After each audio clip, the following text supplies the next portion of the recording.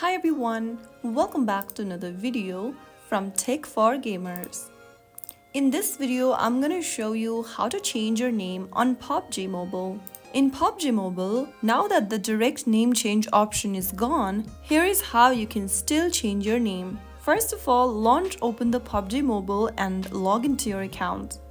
Now, once you're in the home page, go ahead and tap on Inventory icon, which is located at the bottom right hand corner.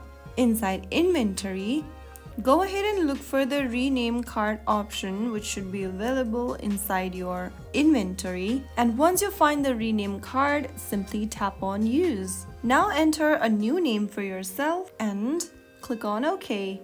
Click on OK once again, and you have successfully changed your name in PUBG. Your new name will be available right at the top left corner, right next to your profile picture. Just make sure that you have a rename card in your inventory so that you can do this.